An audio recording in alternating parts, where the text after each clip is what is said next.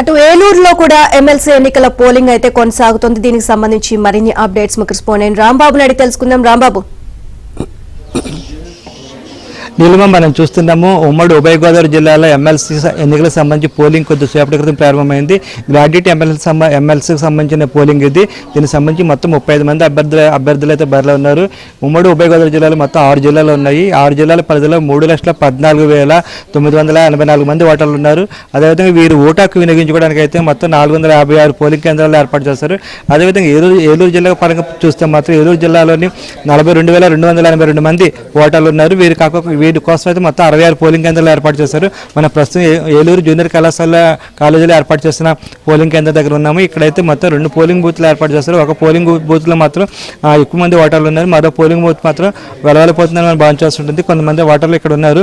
ఎందుకంటే ఎమ్మెల్సీ ఎన్నికలకు సంబంధించి గతంలో ఉపాధ్యాయ ఎమ్మెల్సీ ఎన్నికల పోలింగ్ జరిగింది ఇదే ప్రాంతాల్లో. ఇప్పుడైతే గ్రాడ్యుయేట్ ఎమ్మెల్సీకి సంబంధించిన పోలింగ్ అయితే జరుగుతుంది. మామూలు రెగ్యులర్ ఎలక్షన్స్తో జనరల్ ఎలక్షన్స్తో పోలిస్తే ఈ ఎలక్షన్స్ అయితే కాస్త భిన్నంగా ఉండే అవకాశం ఉంది. రెగ్యులర్ ఎలక్షన్స్లో ఎక్కువగా ఈవీఎంల ద్వారా ఓటు హక్కు వినియోగించుకుంటారు. కానీ ఇక్కడ మాత్రం బ్యాలెట్ పత్రాల ద్వారా అయితే ఓటు హక్కు వినియోగించుకుంటున్నారు. అదే కాకుండా ప్రస్తుతం 35 మంది అభ్యర్థులు బరిలో ఉండడంతో భారీ బ్యాలెట్ పత్రం అయితే ఇక్కడైతే రూపొందించారు. అభ్యర్థులు కూడా కొంత కన్ఫ్యూజ్ అయ్యే విధంగా బ్యాలెట్ పత్రాలు ఉన్నాయి. అయితే ఎవరికైతే ఓటు వేయాలో అది ప్రాధాన్యత క్రమంలో 1, 2, 3 అని వేయాల్సి ఉంటుంది. కాబట్టి అది ముందుగానే ఓటర్లకి ఎవరైతే ఓటు హక్కు వినియోగించుకోవడానికి వస్తున్నారో వాళ్ళకైతే ముందుగానే ఇక్కడ ఉన్న పోలింగ్ సిబ్బంది చెప్తున్నారు. ఆ ప్రకారంగా వాళ్ళు ఓటు హక్కు వినియోగించుకుంటున్నారు. చూస్తున్నాము ఇక్కడ చాలామంది అయితే ఓటు హక్కు వినియోగించుకోవడానికి వచ్చారు. వీళ్ళందరూ గ్రాడ్యుయేట్స్ కింద మనం భావించాల్సి ఉంటుంది. చెప్పండి, మీరు ఓటు హక్కు వినియోగించుకుంటున్నారు. ఇది మామూలు జనరల్ ఎలక్షన్స్ వేరు, ఇది వేరండి. మామూలుగా అయితే ఎలక్ట్రానిక్ ఓటింగ్తో వేస్తారు, ఇక్కడ బ్యాలెట్ పత్రంతో వేస్తున్నారు. ఎలా అనిపిస్తుంది? చాలా గర్వంగా అనిపిస్తుంది అండి. చదువుకున్నందుకు కొంచెం గర్వంగా అనిపిస్తుంది. అదేనండి, ఇది నేను 2 సార్లు వేయడం ఓటు. ప్రతి ఒక్కరు కూడా ఓటు హక్కు వినియోగించుకొని కోరుతున్నాను.